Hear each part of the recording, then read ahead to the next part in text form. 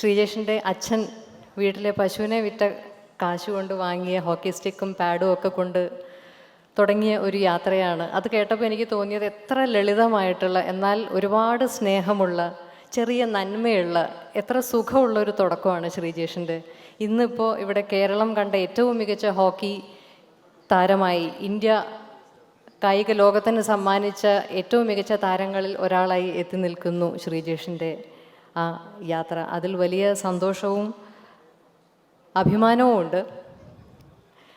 ഈ രസകരമായിട്ടുള്ള തുടക്കങ്ങൾ പലരുടെ ജീവിതത്തിലും ഉണ്ടാവും. അതേപോലെ ഞാൻ കേട്ടിട്ടുള്ള മറ്റൊരു കാര്യമാണ് MS ധോണി. നമുക്ക് എല്ലാവർക്കും അറിയുന്ന ക്രിക്കറ്റിലെ MS ധോണി. അദ്ദേഹം ആദ്യം പോയി ചേർന്നത് ഒരു ഫുട്ബോൾ ക്യാമ്പിലായിരുന്നു എന്ന് ഞാൻ കേട്ടിട്ടുണ്ട്. അവിടെ വെച്ച് അദ്ദേഹത്തിൻ്റെ ക്രിക്കറ്റിലുള്ള സ്പെഷ്യൽ ടാലൻറ്റ് തിരിച്ചറിഞ്ഞ ഒരു കോച്ചാണ് അദ്ദേഹത്തെ ക്രിക്കറ്റിലേക്ക് വഴിതിരിച്ചു വിട്ടത് എന്ന് കേട്ടിട്ടുണ്ട്.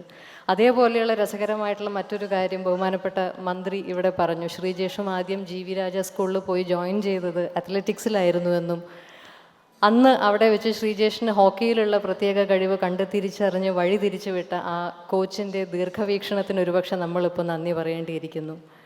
അങ്ങനെയുള്ള എനിക്ക് അത് കേട്ടപ്പോൾ വലിയ സന്തോഷമായി. ഇപ്പോൾ ശ്രീജേഷിൻ്റെ ജീവിതത്തിൽ നിന്ന് നമ്മൾ ഉൾക്കൊള്ളേണ്ട പല സന്ദേശങ്ങളുണ്ട്. എത്രമാത്രം എക്സ്ക്യൂസസ് ഉണ്ടെങ്കിലും, എത്രമാത്രം കാരണങ്ങൾ നമുക്ക് പറയാനുണ്ടെങ്കിലും അതിനെയൊക്കെ മറികടന്ന് നമ്മൾ ചെയ്യുന്ന കാര്യത്തിൽ ഏറ്റവും മിടുക്കരാവുക എന്നുള്ള വലിയ ഒരു ജീവിത സന്ദേശം തന്നെ ശ്രീജേഷിൻ്റെ ജീവിതത്തിലൂടെ ശ്രീജേഷ് നമുക്ക് നൽകുന്നുണ്ട്.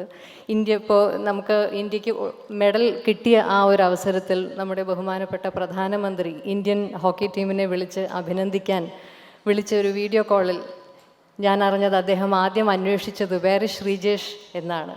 അപ്പോൾ അത്രയും കളിക്കാരുള്ളപ്പോൾ അദ്ദേഹം ആദ്യം അന്വേഷിച്ചതും അഭിനന്ദിക്കാനായി കൈ നീട്ടിയതും മലയാളിയായ നമ്മുടെ സ്വന്തം ശ്രീജേഷിനോടാണ് എന്നോർത്തപ്പോൾ അന്ന് അഭിമാനിച്ച ലക്ഷക്കണക്കിന് മലയാളികളിൽ ഞാനും ഒരാളാണ്.